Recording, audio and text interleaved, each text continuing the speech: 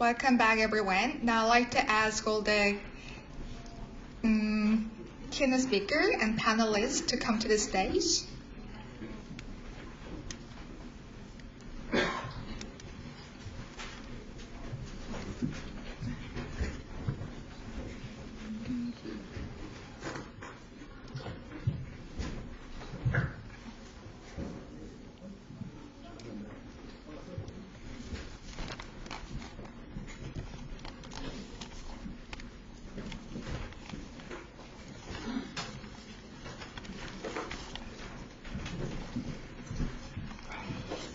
I welcome you all again to the 12th Jeju Forum for Peace and Prosperity. For those who did not attend the previous session, I'll briefly introduce Jeju International Training Center. So JITC is an organization affiliated with the UNITAR, holding various training workshops to achieve sustainable development goals. So this session is being interpreted from Korean into English and English into Korean. So for Korean, please tune the receiver channel 1. And for English, please tune your receiver to channel number 2. And the second section of this workshop is titled City Resilience and the Role of Local Government in the Asia-Pacific region, which is co-organized by UNISDR and UCLG aspects. In this session, we'll discuss the role of local governments for city resilience. Now, let me introduce Ambassador Luis Gallegos, Senior Fellow of UNITAR, who is the chair of this session. He is a renowned career diplomat who served as a permanent representative of the Ecuador mission to the UN in Geneva and New York. He also has been elected to many presidencies and vice presidencies in the UN system. So please give a warm welcome to Ambassador Gallegos.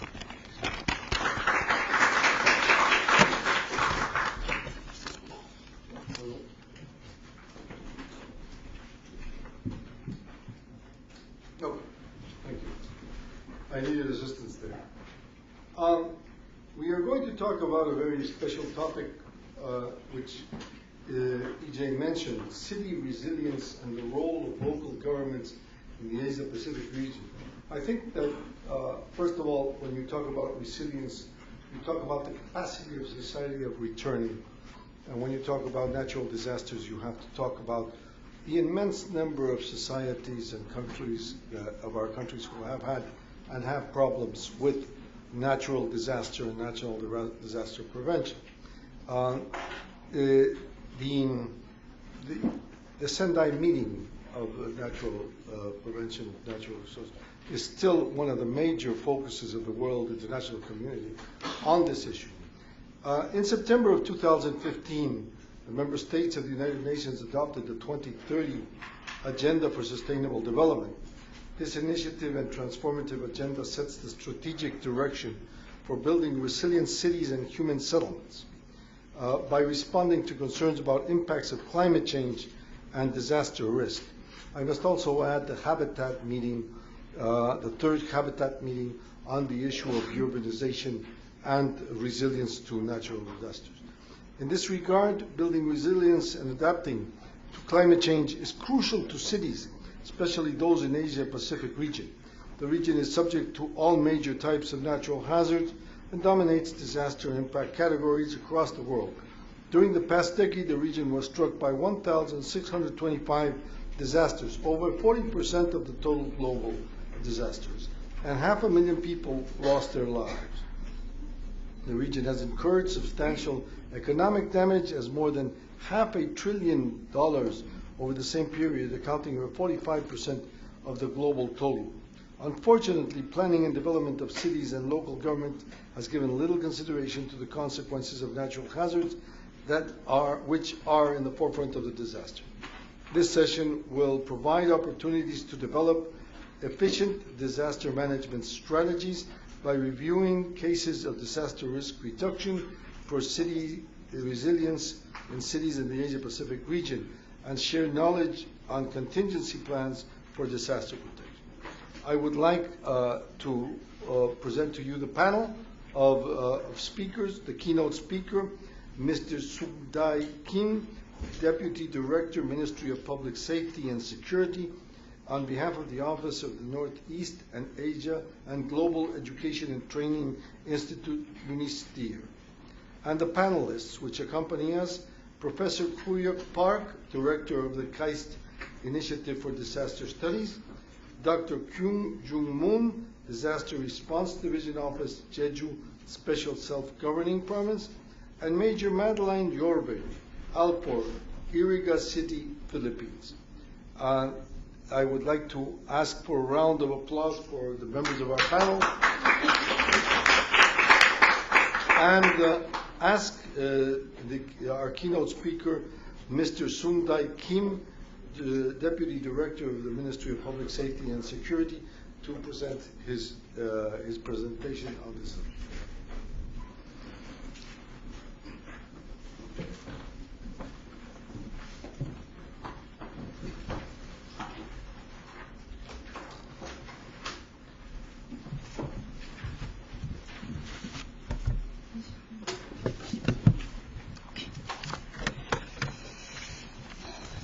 Nice to meet you. 한글로 바로 하겠습니다. 저는 국민안전처 소속이고요. 현재 UNICDR 동북아 사무소 및 국제교육훈련연수원에 현재 파견되어서 근무를 같이 하고 있습니다. 오늘 제가 조금 말씀을 드릴 거는 센다이 강령에 대한 부분과 우리 도시의 어떤 회복력 강화를 위한 MCR 캠페인과 관련해서 내용을 조금 설명을 드리는 시간으로 좀 가졌으면 합니다. 먼저 센다이 강령에 대한 부분을 간단하게 좀 설명을 드리겠습니다. 센다이 강령은 2015년 3월 18일 일본 센다이에서 열린 UN 재난위험경감 세계회의에서 채택이 되었고요. 그리고 3개월 후에 UN 총회에서 승인되었습니다. 센다이 강령은 향후 15년 동안 전 세계를 안전한 곳으로 만들고 그리고 사람으로 인한 재난과 자연재난 위험을 줄이기 위한 행동을 촉구하는 것입니다. 특히 재난으로 인한 생명과 재산 그리고 건강의 손실을 줄이고 재난 위험의 실질적 감소를 위해 계획되었습니다. 새롭게 발생하는 위험을 예방하고 현재 위험을 감소하는 것이 재난 피해를 줄이는 데 있어서 필수적이라고 할 수 있습니다.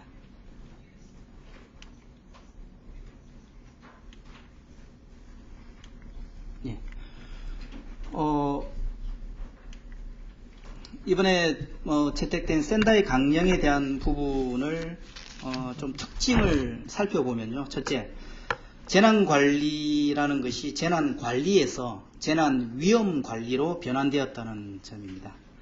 그리고 두 번째는 사람 중심의 예방적 접근 방식으로 변화가 되었고요.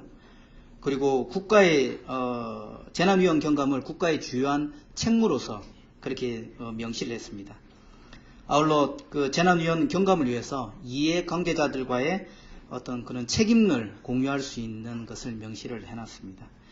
그리고 또한 서서히 진행되는 그리고 인공적인 그리고 생물학적인 위험 요인까지도 센다이 강령에 다 포함을 했다는 것이 특징이라고 할 수 있을 것 같습니다. 이 그림은 센다이 강령에 대한 구조를 나타내는 건데요.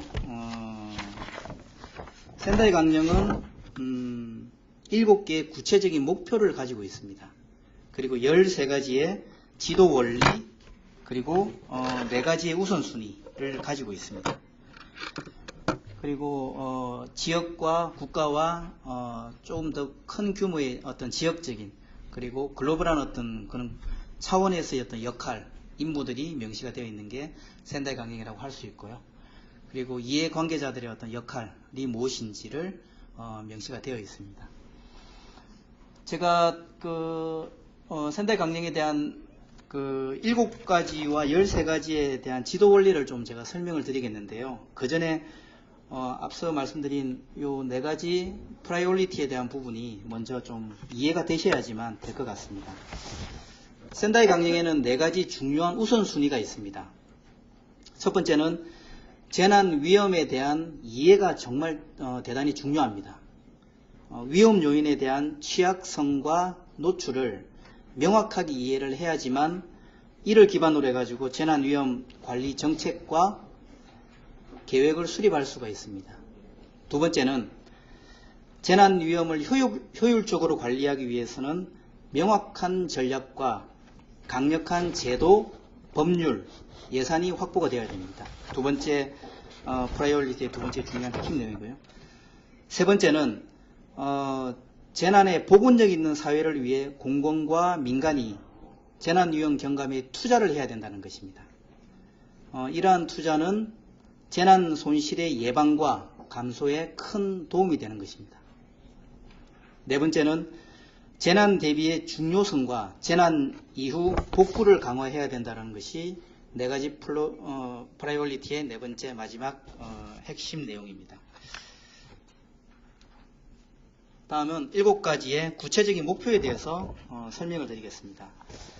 센다이 강령은 구체적인 목표를 이행을 하기 위한 세부적인 목표가 제시가 되는데요. 그 첫 번째 내용은 2030년까지 재난으로 인한 사망자 수를 상당한 수준으로 줄이는 게 목표가 되어 있습니다. 참고로 2005년부터 2015년 사이에 재난으로 인한 사망자가 전 세계적으로 한 70만 명이 넘습니다. 두 번째, 2030년까지 재난으로 인한 피해자 수를 실질적으로 줄이는 것입니다. 2005년과 2015년 사이에 재난으로 인한 140만 명 이상이 사람이 다치기도 하고 약 2,400만 명의 사람들이 집을 잃었습니다. 그래서 실질적인 그 피해자 수를 줄이기 위한 것이 두 번째 어떤 목표가 될 거고요. 세 번째는 GDP 기준으로 재난으로 인한 직접적인 경제적 손실을 줄여나가는 것입니다. 복원력을 갖춘 사회기반시설은 사회기반시설에 투자된 1달러는 재난 대응이나 재난이 일어나고 난 이후에 복구 대비 7달러 이상의 효과를 나타날 수 있습니다. 네 번째는 사회기반시설의 피해와 붕괴를 줄이는 것입니다. 나머지 목표는 재난위험 경감 전략에 대한 전략을 수립하는 국가의 수와 도시를 늘리고 다음에는 개발도상국을 위한 국제협력을 강화하고 마지막으로 재난 발생 시 조기 경보 시스템의 시민들의 접근성을 높이는 것을 목표로 하고 있습니다. 이것이 7가지의 세부적인 구체적인 목표입니다. 다음은 그 13가지의 지도 원리에 대해서 간단하게 설명을 드리겠습니다.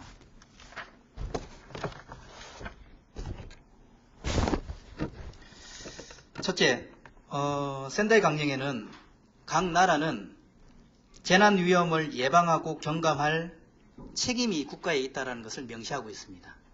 그리고 두 번째는 재난 경감을 위해서는 중앙정부와 국가기관, 각 부문, 이해관계자들의 그런 책임을 서로 공유해야 된다는 것이 명시가 되어 있고요. 두 번째는 그 참여를 위해서 사회 전반에 대한 참여와 사회 구성원들이 전반에 대한 참여와 모든 기관들의 자발적인 참여를 필요로 하고 있고요. 그리고 국가는 지방정부의 자원이나 의사결정권을 통해 재난 위험을 경감할 수 있도록 권한을 이행하는 것을 포함을 하고 있습니다. 다음은 복합재난, 다수 위험 요인이 들어가 있는 복합재난에 대한 어떤 접근법과 위험 정보를 포괄적으로 반영해 가지고 의사결정을 해야 된다는 것입니다. 또한 개발된 정책들을 실질적으로 이행을 하기 위해서는 SDG가 명시하고 있는 여러 가지 그 지속 가능한 개발과 성장, 기후변화와 변동성, 환경관리 등과 같은 의제와 일맥상통해야 된다는 것입니다. 일관성이 있어야 된다는 것을 명시를 하고 있습니다. 또한 재난 위험은 구체적이고 그리고 지방에서 일어나기 때문에 그런 속성을 가지고 있다는 것을 센다이 강령은 명시를 하고 있고요. 그리고 재난 후에 재건과 발전을 위해서는 더 나은 그 재건을 위해서 하는 것이 중요하다는 것을 명시를 하고 있습니다. 또한 마지막으로 파트너십을 위해서는 세계의 협력 관계 또한 국제 협력 강화는 재난 위험 관리에 있어서 매우 필수적이고 중요하다는 것을 명시를 하고 있습니다. 이것이 전체 13가지의 그 지도 원리를 센다이 강령은 명시를 하고 있습니다.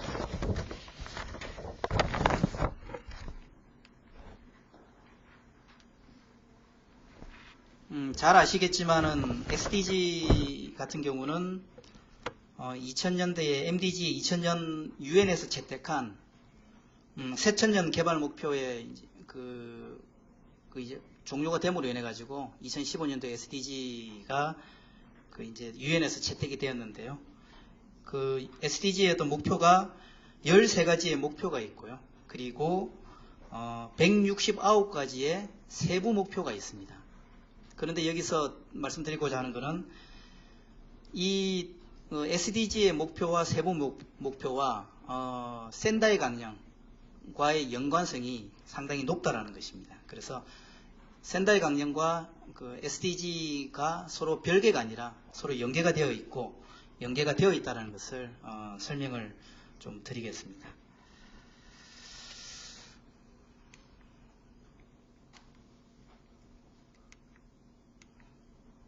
이것이 SDG의 17가지의 목표를 나타내는 것이고요. 뒤에 좀 띄워주시겠습니까? 프린트물과 대체해서 제가 이걸 가지고 좀 설명을 드리겠습니다. 이 타겟이 제가 앞서 말씀드린 7가지의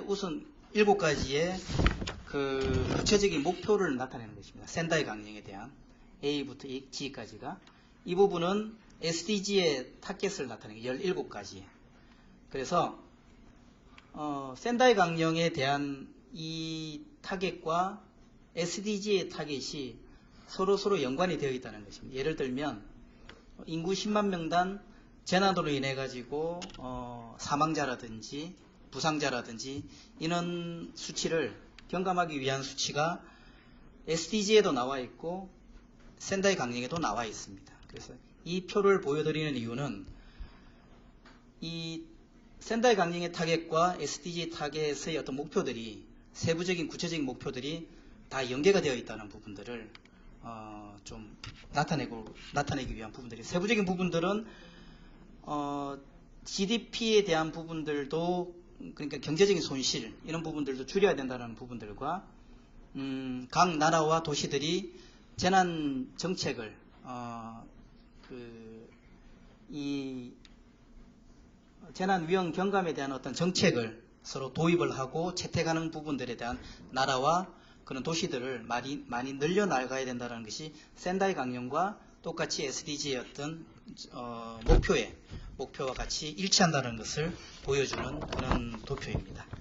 예, 좀 내려주시고요. 네.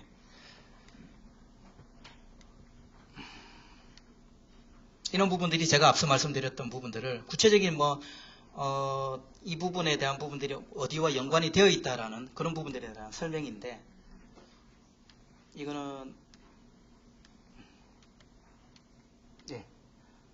다 관련되는 내용입니다.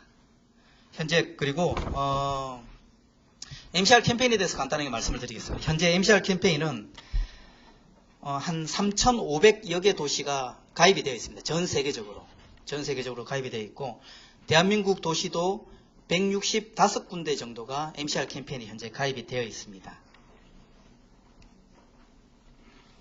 이 그림은 그 도시에는 여러 가지 시스템들이 많이 있습니다.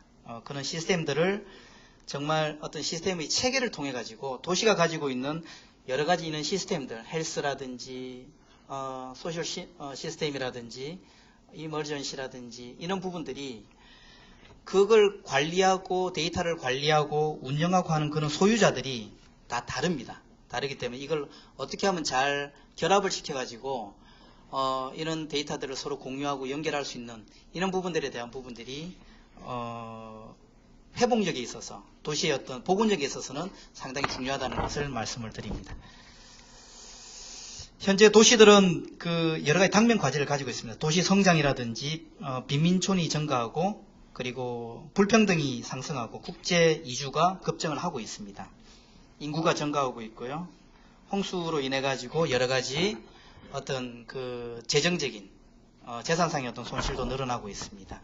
그리고 폭풍이라든지 집안 침하 등으로 인해 가지고 어떤 경제적인 실질적인 경제적인 그 손실이 많이 증가하고 있다는 부분을 말씀을 드릴 수 있습니다. 샌다이 강령은 MCR 캠페인 같은 경우에는 10가지 10 에센셜이 있습니다.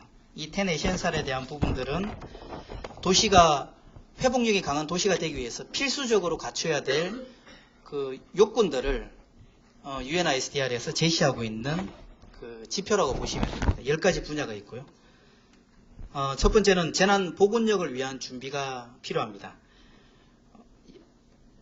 기관이 가지고 있는 조직이나 기관과 조직의 어떤 역량을 이렇게 구축하고 강화해야 되는 그런 부분들이 좀 필요하고요.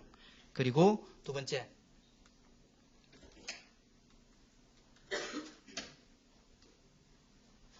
는 현재와 미래의 어떤 위험 시나리오를 분석하고 이해하며 활용할 수 있어야 된다는 것입니다. 세 번째는 복원력을 위한 재정적 역량을 강화해 나가야 됩니다. 예산의 어떤 확보가 중요하다는 것을 말씀드려야 되는 부분들이고요. 다음은 도시는 회복력이 있는 도시는 그 도시 발전과 디자인이 같이 함께 추구가 돼야 되는 부분들인데 복원력의 어떤 기술을 도시 개발에 포함해 가지고 개발을 해 나가야 되고 체계적인 어떤 위험성 지도를 도시의 위험성 지도에 대한 부분들을 그 중점적으로 업데이트도 시키고 하는 부분들이 내용에 포함이 됩니다. 다음은 자연 생태계가 제공하고 있는 그런 보호 기능을 강화하고 자연 완충제는 지속적으로 보존을 해 나가야 됩니다. 그래서 예를 들면 불침투성 표면을 교체한다든지 자연 정수 시스템, 식물을 이용한 정화 시스템 등을 통해 가지고 이런 자연 완충제를 보존함으로 인해 가지고 복원력이 강한 도시가 될 수가 있습니다. 그리고 복원력을 위한 기관 역량 또한 강화시켜야 됩니다. 다음은 복원력을 위한 사회적인 역량에 대한 이해와 강화가 필요합니다.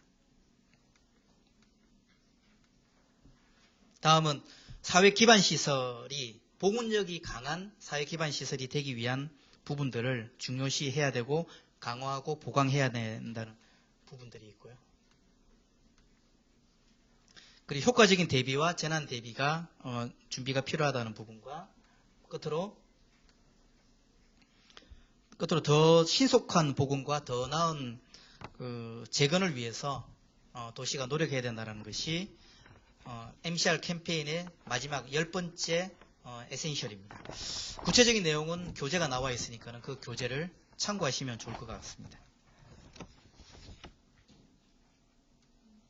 그리고 이 부분에 대한 그림은 MCR 캠페인은 지표가 있습니다. 도시의 어떤 회복력을 강한 도시가 되기 위한 지표들이 있는데 그 지표가 아주 구체적으로 되어 있습니다. 그 지표에 대해서 하나하나 스스로 도시 스스로가 진단을 하고 평가물로 인해 가지고 부족한 부분들을 도시가 스스로 그 부분을 알게 하게끔 하고 그걸 다시 피드백 시킴으로 인해 가지고 부족한 부분을 보강하고 개선하고 보완할 수 있는 시스템을 통해 가지고 도시가 회복력이 강한 도시가 되게끔 만드는 겁니다. 이 툴은 Quick Risk Estimation이라 해가지고 도시가 가지고 있는 여건을 어느 정도 우리 도시가 지금 어떤 위험에 노출되어 있는지 수준이 어느 정도인지를 평가할 수 있는 자체적으로 평가할 수 있는 도구 툴입니다. 그래서 이 툴을 통해 가지고 도시의 어떤 그 여러 가지 분야에 대해서 우리 도시가 어떤 홍수에 약하다 아니면 사회 기반 시설이 약하다는 여러 가지 부분들을 자체적으로 진단할 수 있는 QRE 툴입니다. 이것도 UNICDR에서 개발이 된 부분이고요. 예, 끝으로 센다이 강령에 보면 이 센다이 강령에 대한 정책들을 채택한 도시와 국가들이 많이 확보가 될 수 있도록 하는 게 하나의 목표로 나와 있는데요. 근데 이게는 국가마다 어떤 여러 가지 시간이라든지 그런 소요 시간이라든지 목표라든지 이런 게 다 다를 수는 있습니다. 다를 수는 있지만은 그 어떤 상황의 어떤 여건에 맞춰 가지고 회복력이 강한 도시가 되게끔 해 나가는 게 MCR 캠페인과 센다이 강령에 대한 최종적인 어떤 목표가 아닐까 생각합니다. 이상입니다. 마치겠습니다.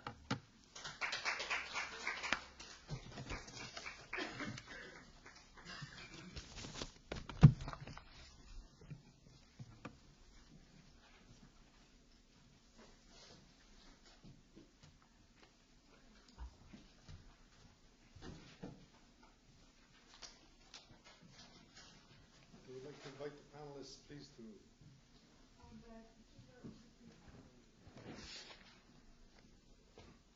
Please.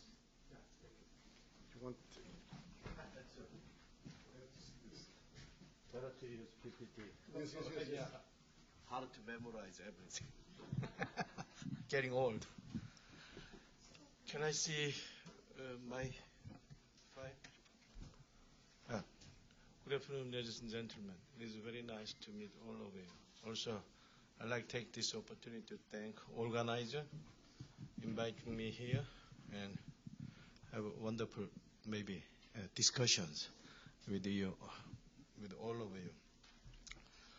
I'm going to talk about the city resilience and also role of local government. I'm a professor, so I'm going to tell you about my research outcomes. Has nothing to do with the government policies. But, of course, my research work is under the umbrella of government policies. Previous speaker well defined some kind of framework. I'm going to show you how to implement that framework. Framework is very nice, but usually qualitative. So what? Usually we have this kind of questions. So as a professor, I'm going to show you what to do with that kind of frameworks.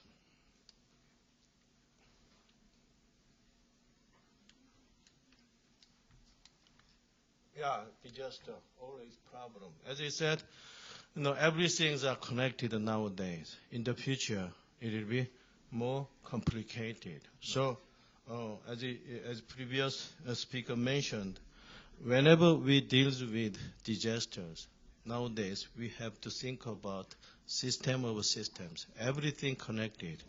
Whenever you see accident or disaster, you will find none of them actually caused by single cause. Many things actually involved in kind of disasters. So if you want to manage it, we have to take down all the causes. Otherwise, we are going to still living in kind of dangers. So, as some people call that kind of connection and cascading effect and kind of things. So whenever you deal with a natural disaster, social disaster, we need to take systems approach. Systems approach simply means we have to see and analyze everything. Take holistic kind of approaches.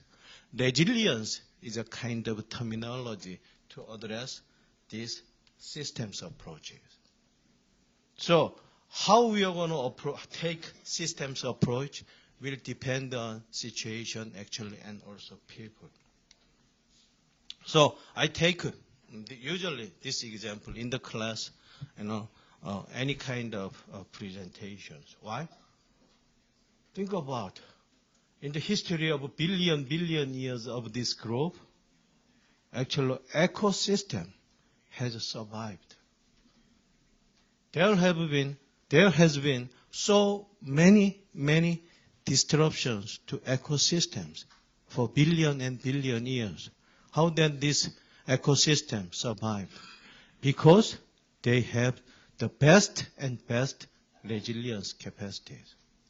So no matter what resilience we may take, I think we should take this resilience of ecosystem as our role model. So, as you can see, this is one of the ecosystem. There are many components.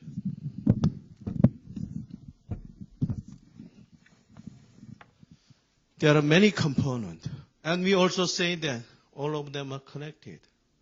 No matter what textbook, any article about ecosystem, they address kind of things, diversity, so many things, and also connection. These are the main features that ecosystem can have resilient capacities, the best ever in the billions histories. So let's look at. Usually people say that resilience is a kind of power to combat. That is only one definition. Actually, resilience can move forward another stage.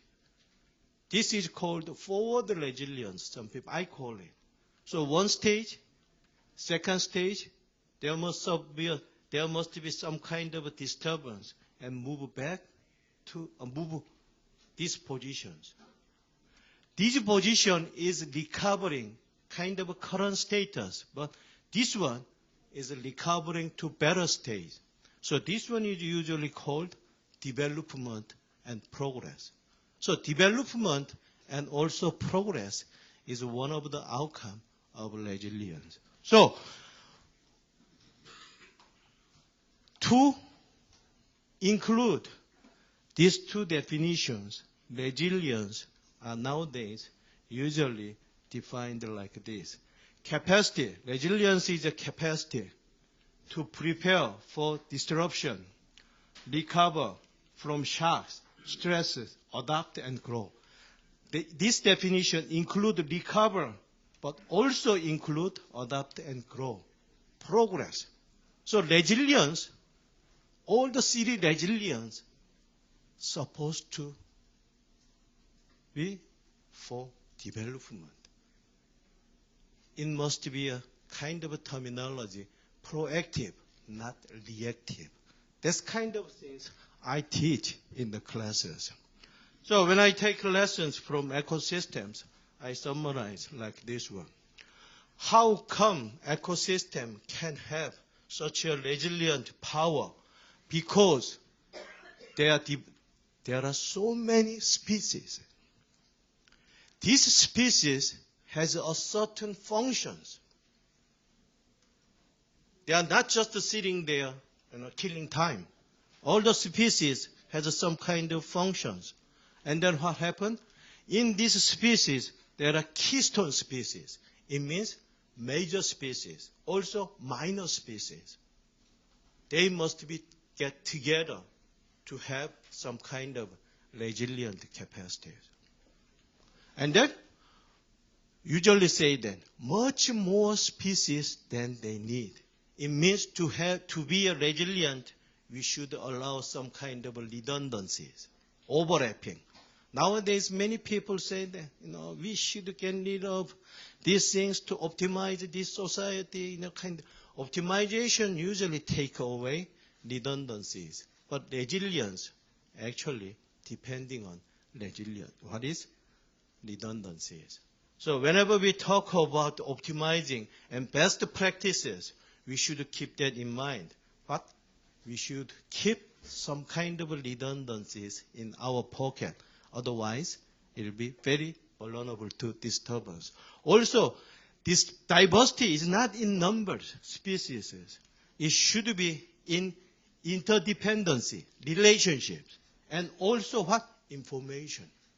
It means diversity in every field of life should exist for resilience. When we have this kind of diversity, all this, what happened? The system itself can have high flexibility and adaptability. Once we have this adaptability, flexibility, we will have the best resiliences. But still, there is some kind of optimization, kind of mechanism in ecosystems. It means because to survive with limited resources, sometimes the ecosystem can lead of some species. It means the ecosystem itself has self-organizing powers. So to keep the redundancy, we cannot keep all the species. There is a certain mechanism sorting out. When this one works, we are going to have the best resiliences. Even for the city, it will be the same. So, to achieve this kind of resilience in the city, actually not resilience, to develop. Achieving resilience is not just depending yourself. It's progressing, developing your city for better life. You need first identify players, agents, species. In the city, for city resilience, city development, who is going to participate? We should identify. In ecosystem, it is called species. I call just agent or players. Or some people say they're stakeholders. They are the same. And then each stakeholder should have its own functionalities. They should exist for certain purpose, not just eating, killing time. It means we have to define functionality for all. Then what happens? We can increase diversity. Not simply say the government should take care of disasters.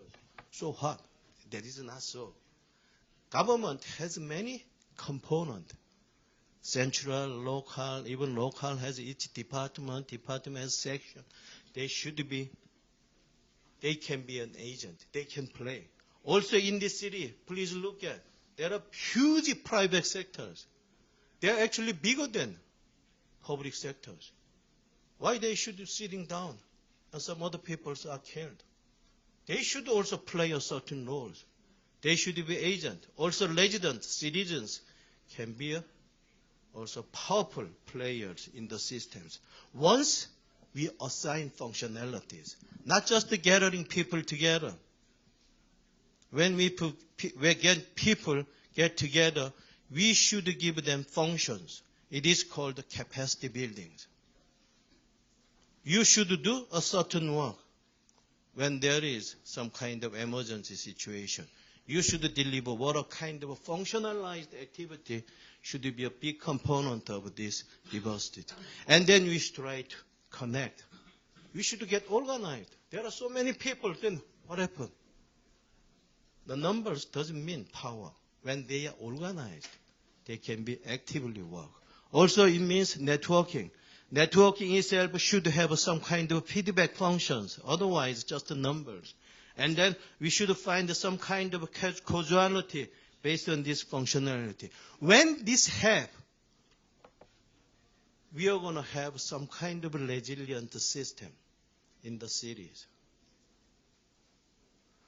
Then, as a government people, and also to follow that whatever framework, Sendai framework, which there is some kind of method evaluating resilience, so we can allocate our resources.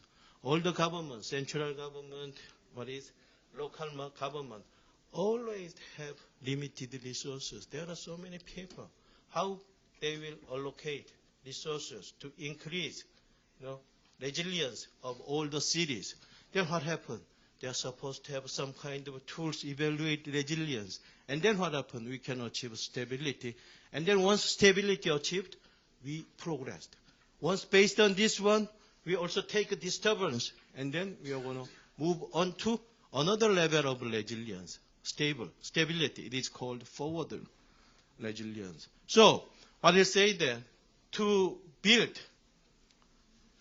forward resilience, development resilience, first thing is we have to define agent and define functionality, define connections in information, numbers, whatever, and then you should evaluate something, and this.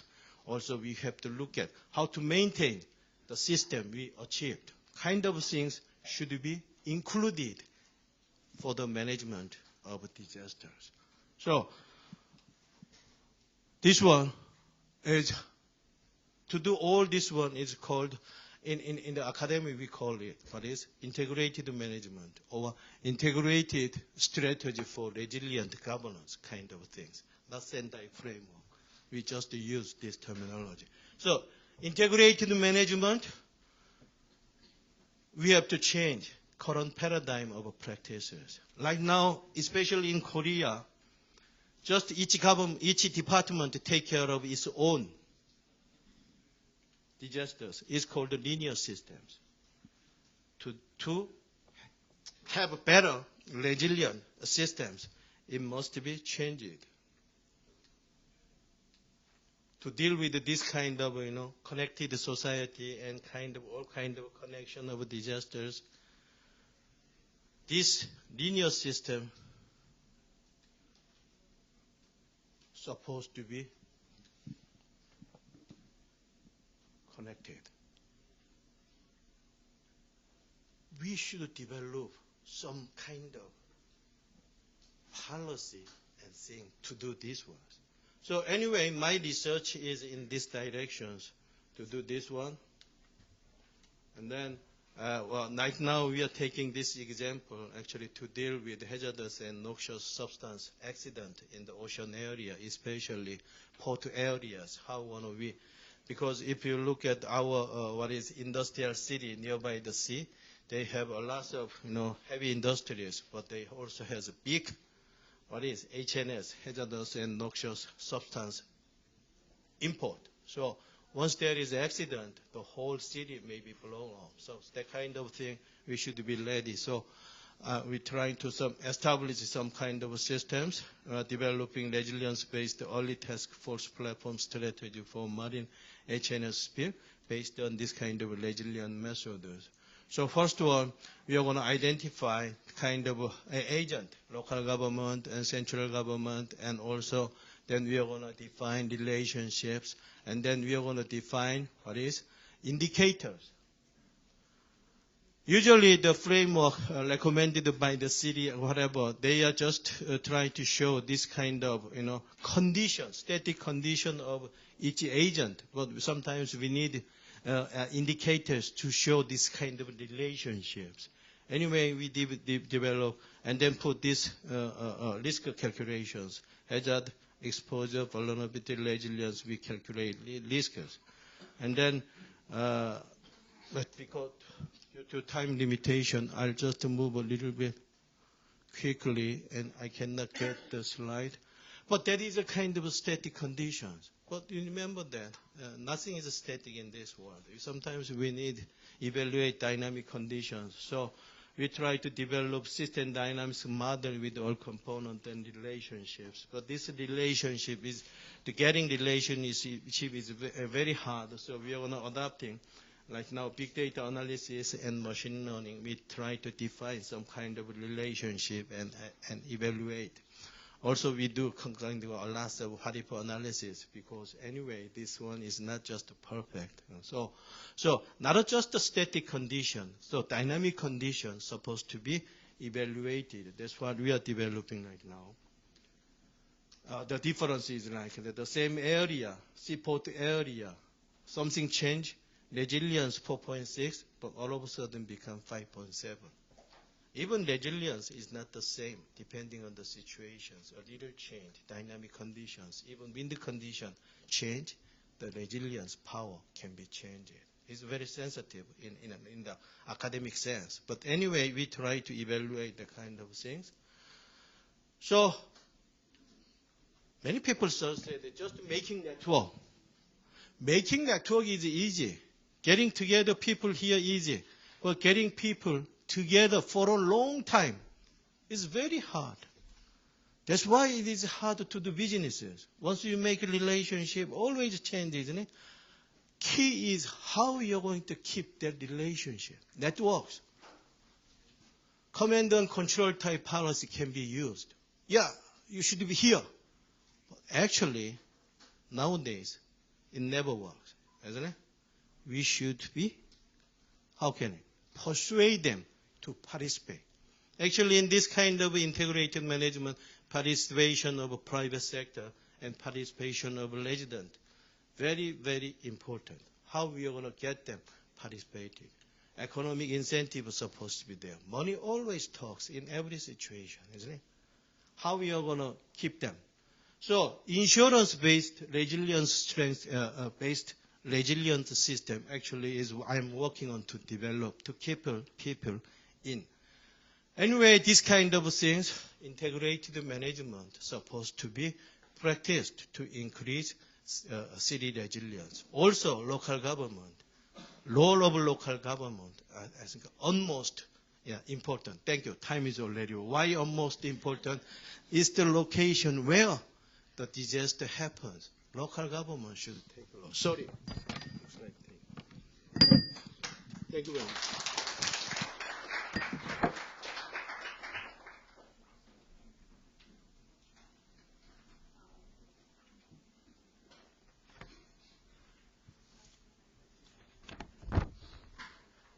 안녕하십니까.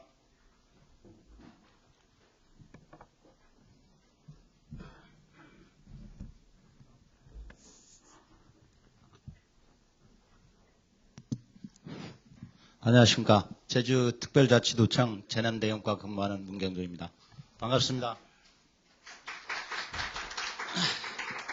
오늘 세선에 우리 멀리에서 오신 에콰도르 대사님, 그리고 우리 박희경 카이스트대 재난학연구소장님, 또 마델레인 요르비 아펠레 필리핀 이라가시 시장님, 그리고 또 우리 국민안전처 UNISDR에서 단장님하고 이렇게 참석해 주셔서 대단히 감사하고, 그리고 이렇게 이제 평화 번영을 위해서 노력해 주신 제주국제연수센터 여러분께 감사드리겠습니다. 제가 오늘 발표할 내용은 안전한 도시를 위한 제주도 안전관리 정책에 대해서 말씀드리겠습니다. 우선 순서는 저희들이 제주도에서 직접 실시하는 업무를 가지고 제가 발표 자료를 만들었습니다. 순서는 이제 제주의 현황, 또 풍수의 피해 사례, 재난안전 비전과 목표, 그리고 제주도 재난안전 대책을 이제 말씀해 드리겠습니다.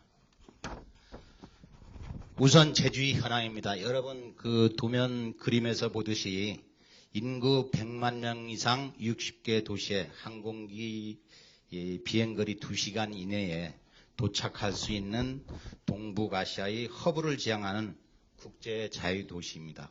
또한 세계가 인정한 세계적인 환경 자원을 보유한 국제교류 중심지 역할을 수행하고 있고, 대한민국에서 유일무이한 제도적 특례를 보유하고 있습니다.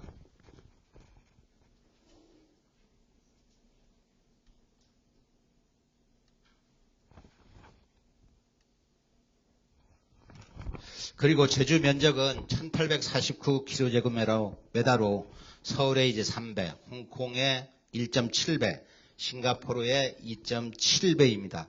해양 면적은 제주도가 사면이 바다로 둘러싸여 있어 관할 수영 면적이 전국의 한 24% 차지하고 있고 11만 4,900km제곱미터입니다.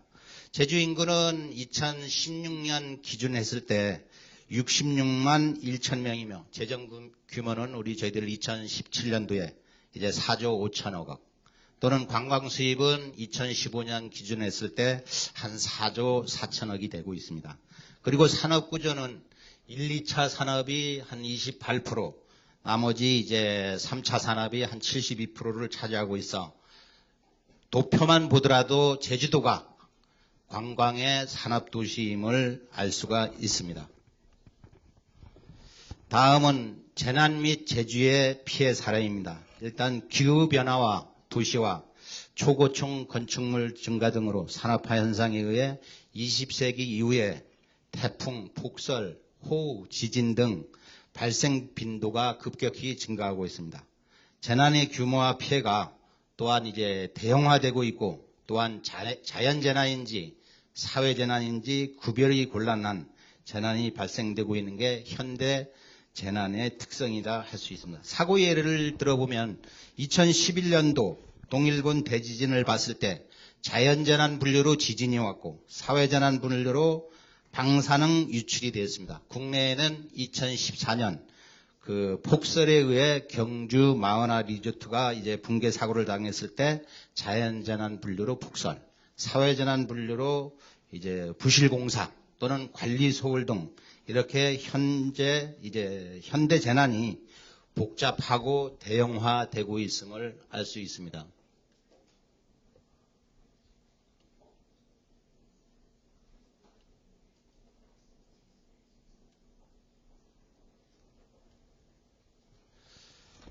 다음은 제주의 재난 및 풍수의 사례입니다. 저희들이 2002년부터 11년간 한 10년간 풍수에 의한 피해 사례를 조사해 보니 사망이 한 15명, 이재민이 998명, 재산 피해액이 2,690억 원이 피해가 발생했습니다. 그리고 이제 전국 대비 인구당 피해액을 분석을 해봐 한 1.2배로 전국 평균에 비해서 이제 많이 발생되고 있었습니다. 그리고 단위 면적당에는 피해액은 0.7배로 전국 평균에 비해서 이제 적게 발생이 됐습니다.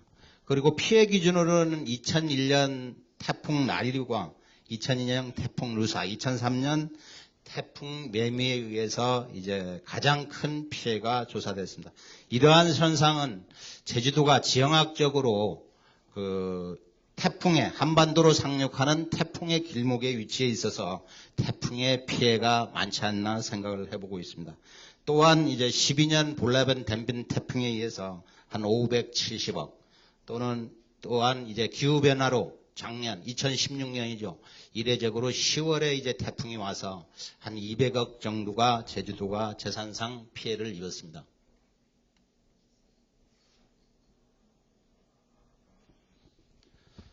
자, 이러한 다음은 재난 및 안전관리 비전과 목표입니다. 앞에서 말씀해드린 풍수의 피해 사례를 저희들이 최소화하기 위해서 재난안전관리를 안전, 안심, 편안 이렇게 4만 제주 실현을 위해 저희들이 비전을 설정하고 통합적 재난안전관리 체계 구축, 안전문화 생활화 또는 지역안전 등급 향상 목표를 위해서 첫 번째로 재난안전 정책이 총괄 기능을 강화로 재난안전 대응 역량 강화를 위한 교육 운영을 위해서 예방 중심의 안전 정책을 추진하고 있습니다. 두 번째는 도민의 안전 함께하는 안전문화운동 활성화, 안전신고 웹 활성화 등을 통해서 안전한 생활환경 조성과 관광산업 활성화를 위해서 안전문화운동을 중점적으로 추진하고 있습니다. 세 번째는 365일 안전점검을 통한 사전예방 체계 구축입니다. 비상대비라든가 아니면 통합방위태세 확립 등 재난예방을 위한 민간단체 활용을 해서 예찰활동이라든가 안전점검 이런 지원 협조 체제를 구축하고 있습니다. 네 번째는 안전한 도시 조성을 위해서 CCTV 관제센터 모니터링 또한 이제 CCTV 고도화 또 모바일 재난문자 서비스를 확대해서 안전관리 시스템 구축을 추진하고 있습니다. 다섯 번째는 재해 예방 사업을 통한 재해 위험 지역을 사전에 해소하고 또 정비하고 연중 교육이라든가 실제와 같은 모의 훈련을 통해서 경보 시스템 고도화라든가 시설물 내진 보강 등 이러한 재난 역량 강화를 함께하고 방제 인프라 구축을 추진하고 있습니다. 다음은 재난안전관리 대책입니다. 재난 및 안전 기본법에 의해서 매년 재난으로부터 이제 국민의 생명과 재산을 보호하기 위해 풍수의 피해 저감 계획 및 재난 유형별 또는 이제 단계별 대책을 수립 추진하고 있습니다. 다음은 재난관리 체계입니다. 저희들이 그 제주도지사가 재난안전대책본부장이 되고 또 행정부지사가 차장, 안전관리실장이 총괄조정관, 재난수습국장이 통제관 또는 재난수습주무과장이 담당관으로 해서 13개 협업기능별 실무별 편성하고 행정시 재난안전대책본부, 재난현장 통합지원부를 구성해서 재난관리체계를 구축 운영하고 있습니다.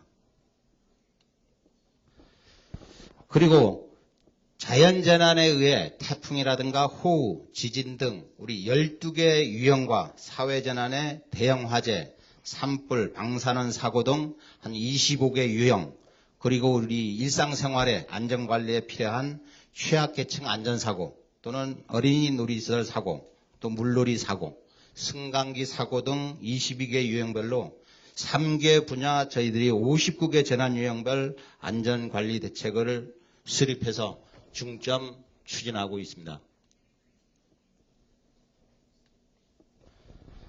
다음은 재난대응 13개 협업체계 구축입니다.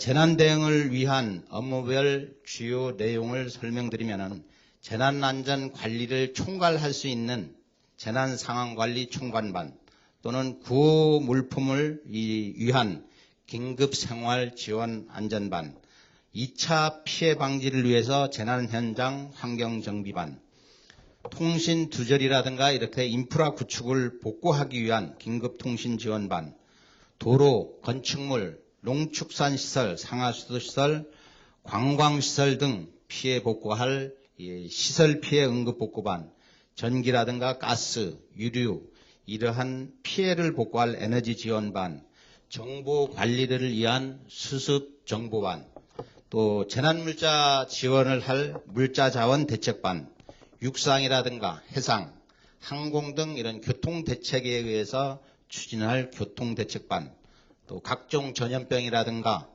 아니면은 기타 병 치료를 위해서 예방할 의료 방역 지원반, 또 민간 단체라든가 민간 기관, 자원봉사자를 관리한 자원봉사반, 또 현장을 통제한다든가 치안을 하기 위한 사회질서 유지반, 인명구조 활동을 한 재난지역 수습구조반 등으로 해서 13개 협업체계를 업무별 분담해서 주요 업무를 처리할 수 있도록 하고, 또한 제주도에 내려와 있는 재난관리 책임기관, 공공기관, 유관기관, 민간단체 등 협업체계를 구축해서 재난에 대응하도록 하고 있습니다.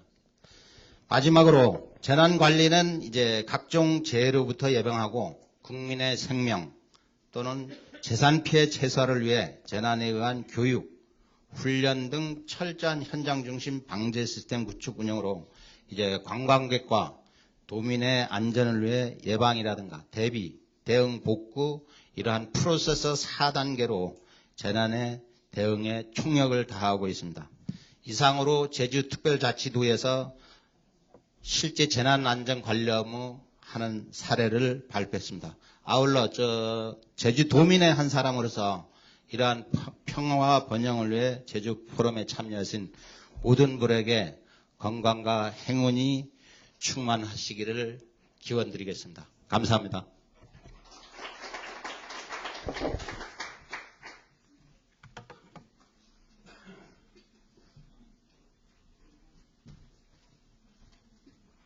Thank you. Yeah, okay.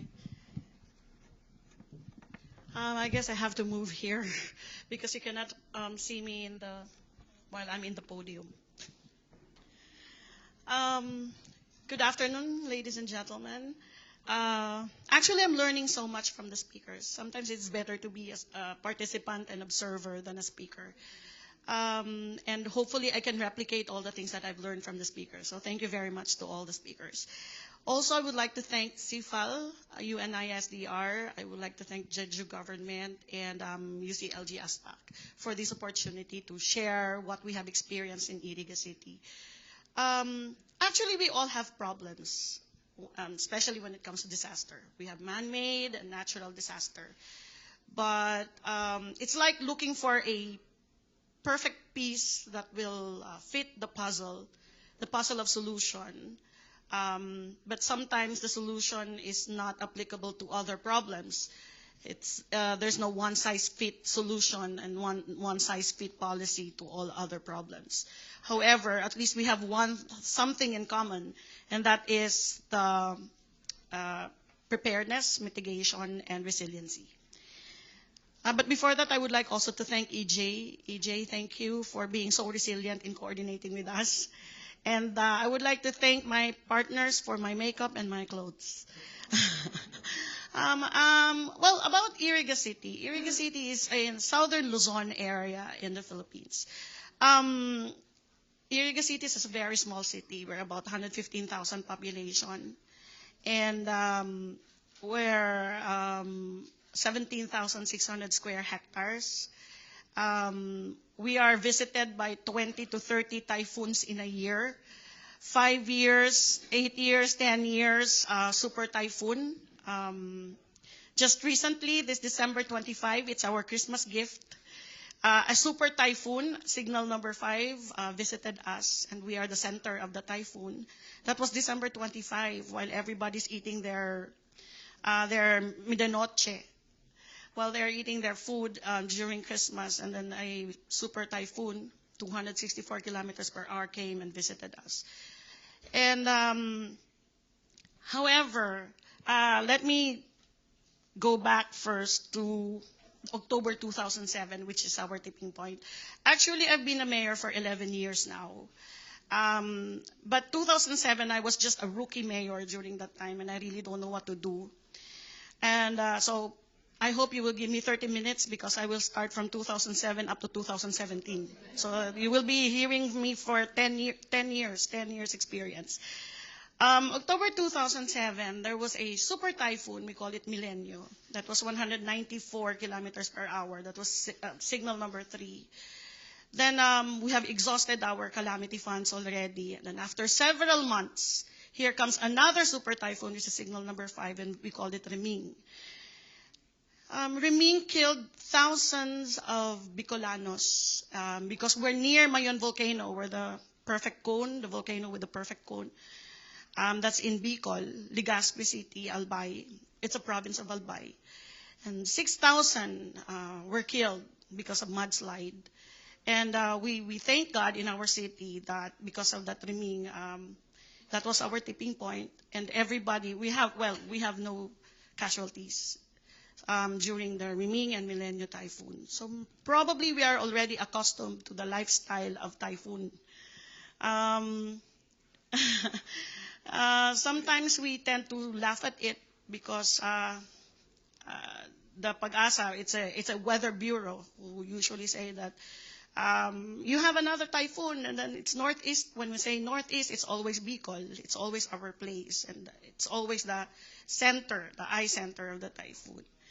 But thank God, we really thank our Lord Almighty for at least we have no casualties all the time. And since that was our tipping point, we embarked on innovative measures and innovative strategies to combat those issues. So during the time, by the year 2007, there was 3 gullies that were made in because of the landslide in Mount Iriga. We have Mount Iriga. We have the upper gully, the mid gully, and the lower gully. And then, so what we did was we implemented temporary or palliative measures. Like, first we made the Gabion buffer, and then the next is the SWIM, the small water impoundment. And the third is the ravine, and then the irrigation, and then the river, and then the drainage system. Those are palliative measures. But before that, I forgot also that to say that we have 7 tribe settlements in our city. We have the IPs, indigenous people, and they opted to stay in the upper level of the mountain, of our mountain. And then they implement several activities like illegal logging and slash and burn, because they believe that once they burn the soil becomes more fertile, and then they plant crops and vegetables, which makes the soil become more acidic and more loose. So landslide is very prone to that area. And you know, we have a law in the Philippines, we call it ancestral domain. Once, even if it's a private property, but if the government, the national government, give it or certifies that that area is an ancestral domain, the indigenous people can use it and they can cultivate their crops, and then they can use it for agricultural purposes. So even it's private property, they can use the property as long as it was certified as ancestral domain. So that's also one of the problems. However, because of that experience, these are the things that has to be done. First, I guess we have to have an inventory and assessment of all your biodiversity, flora and fauna, endemic species, identify the risk and the hazard areas. The next is institutionalize. That's our problem in the city, in the Philippines. Every 3 years, there's an election. So there's no security of tenure and security of all the advocacies. So let's say if I don't win the next election, the successor, the next mayor, doesn't want to be identified with all the programs that has been made by the predecessor or by the previous mayors. So usually, if my advocacy is environment, he doesn't want to be associated with environment. So there's no security of tenure and security of all the programs. So what we have to do is to institutionalize it. And how are you going to do it? From the narratives and from the assessment, we have to make written policies. And written policies, resolutions, ordinances, executive orders, and then also strengthen and capacitate all stakeholders. We tend to educate them. What we said is we believe that everything comes from education. We really have to educate all people. We have to explain to all of them what are the consequences and what are we supposed to do. And again, for the longer term plan, we have the protected management plan. So you have to plan, and you have to protect, and you have to make a midterm and long-term plan. And establish your DRRM office, and get a young DRRM officer. She's over there, Maricel Almelor. And assistant Jennifer Lopez, not the singer, but the assistant, J-Lo. And also our DILG director, Madel Verosa. Actually, they're all nursing, they're all nurse. They all passed the board exam, and then they're supposed to leave the Philippines for London, but they refused to leave the place because of probably sense of patriotism and sense of passion. It has been also become their advocacy, so they stayed, they opted to stay. So thank you very much for that. And of course, focus on preparedness, mitigation, response, and rehabilitation. Then capacity building, contingency planning, skills enhancement, installation of equipment, and forge a MOA, Memorandum of Agreement with national government agencies with the same objective, with the same purpose. Then stockpiling of food and medical supplies. Then at least forge a Memorandum of Agreement with all grocery stores and pharmacy. And in the Philippines, we have obliged all the students and households to prepare a disaster bag. This is very simple, but at least all of them has a disaster bag. We call it balde, pail, meaning pail. It's a disaster bag wherein almost we have to put your extra food, extra clothes, and if you have extra money, you have to put it there. So that probably you can use that if there's disaster. And if you need that, you can get the disaster bag, and even the students. And of course, the last is the local implementation of the Sanday framework. And that's, last November, we invited all the mayors of our region, and then all of them became a member of the UNISDR, and then they are all aware of what is Sanday framework, which has been explained thoroughly by Sir Sungday. 82 mayors have certified and committed to the local implementation of the Sanday framework. So that's it. Let's say, if there's a will, there's always a way. And if we want it, we can do it. But if we don't want to do it, there's always reasons. But however, let me quote what John F. Kennedy has said, that, seek not what you can do for your country. Well, seek not what you can do, what your government can do for your country, but seek what you can do for your country. The government cannot do it alone. it's always like that. But you know, the stakeholders has to help. It has to be participatory. Everybody must help, and nothing is impossible. So these are the things you can feel the sense of volunteerism. And during the time when it happened, year back 2007, it was a twilight zone for us. We don't know how to bounce back, but everyone came, and then they brought their shovel and their trucks for free. And then imagine with that, our central business district has been inundated. But you know, for 1 week, you will be amazed. Everything has been cleaned by all because of the volunteerism of everyone. So imagine after the typhoon, every 1 week we will be able to bounce back. So I guess that's resiliency. So to everyone, thank you very much for this opportunity, and I hope you've learned something from us.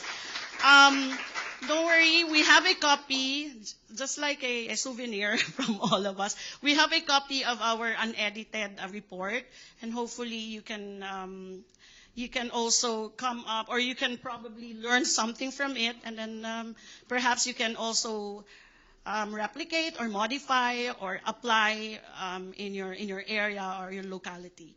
So again, thank you very much. Good afternoon.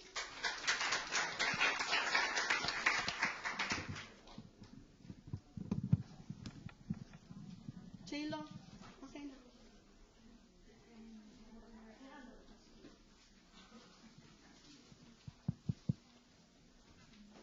Very well, congratulations. Thank you.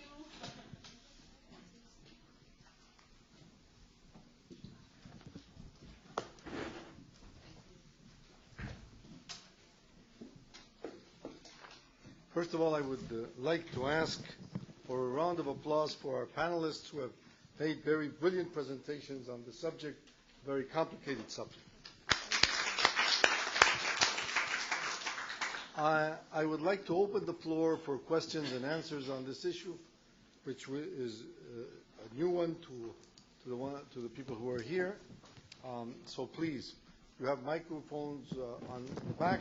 If you raise your hand, please, to ask a question. Yes, Menon, please.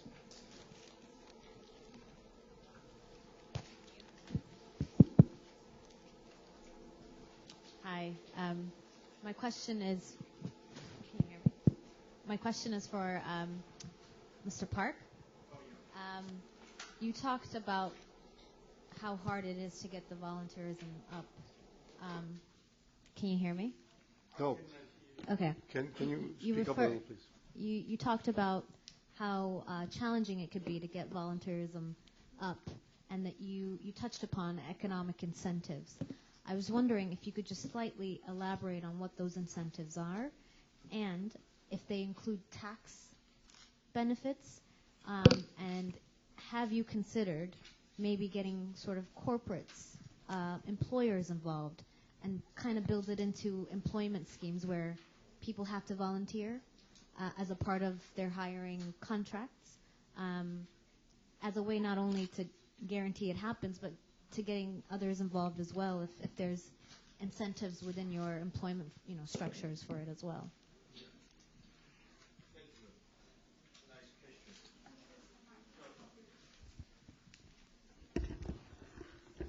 Actually, my discussion was to keep the framework of integrated management. But even in Korea, during the response period, many people actually are volunteering. Sometimes too much volunteers. Actually, too many volunteers create another disaster. That's what happened a couple of years ago. More than 100 people gathered together at one site, so all the traffic jams and kind of things happened. But that's during responses. The response period, we have a very nice, how can I say, number of volunteers. That's not the problem. But, in the normal time, we are supposed to be ready, isn't it? And then people actually do not pay any attention. Then what happened? Our systems won't work when actually there is an accident. So kind of my attention was to keep their focus during peacetime. Nobody want to volunteer for anything at that time. Yeah, we understand that one. So to keep that, a kind of taxing is kind of very radical methods to address, even peace times. So kind of incentive system. Actually, if you look at all the city infrastructures, they are sometimes based on insurances. So their resilience is no good, especially water systems. Usually there are more higher insurances. That's why sometimes the city take care of their infrastructures, especially in America and Europe. So if you look at the publications from USA, their guidance, especially about the city infrastructures, are from Association of Underwriters. Insurance is not government. So it's a kind of a similar policy. Not taxing, but similar to tax by raising insurances and then get people's attentions. Also, we try to persuade them, once you are insured, your property value will increase. So your increase of your property value will compensate kind of increase of insurance kind of thing. But it's a game, very hard to play. Just in theory, we try to find out some kind of guidance, that's all. Any other question, please?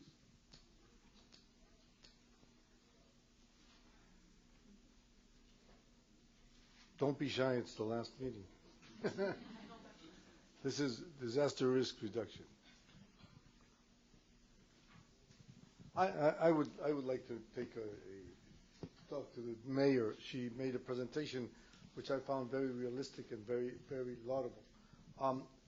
You talked about all these programs in your city, and you also talked about the vulnerability of the typhoons in that area, and you talked about how many you receive per year. What is the effect on the persons, on the people of your city? Actually, we are amazed of all the constituents because aside from the super typhoon, aside from the vulnerabilities, everyone are resilient. At least 2 days or 1 day before, they are all prepared. And then when it comes to infra, it's all sturdy. It can withstand at least 500 or 400 kilometers per hour. Even their houses, they built houses that can withstand typhoons, super typhoons. So, as I've said, we became accustomed. Probably we are, resilient in a way. Resilient in a way because they are all ready for that. And then they save a lot of money also for that. Even if we are agriculture, 70% agriculture, and almost all of our products are being destroyed. But still, the resiliency and they bounce back right at once. So probably it's the attitude and the culture. The attitude and the culture of the people. Thank you very much for that reply. Yes, please. Yes, of course. Thank you. I have a question to Madam Mayor. No. Okay. Maybe can we ask Lopez come here sing a song? Oh, that's good. Oh, she's a singer. She can sing. You want her to sing? You want sample? So I have a second question. So in your presentation, you said no casualty. Even you have so many typhoons. Actually, it was amazing. We are just having a typhoon 1 or 2 times a year. Each time we are losing people. So what a secret to have all the people safe, actually. Actually, the typhoon has been visiting us for decades. So probably it's the preparation, the mitigation, and it's the culture. It has been accustomed. It has been generally accepted by the people. So when they know that it is the area is risky and hazardous. They do not construct buildings, and they do not construct their houses over there. And then, resiliency. Probably my disaster officer would like also to answer. It's what? It's a contingency planning also. It includes the contingency planning, the rehabilitation, and then the evacuation centers where we usually evacuate the people if it's no longer advisable to stay in that area. We have to evacuate them. We have to transfer them into another place which is safe.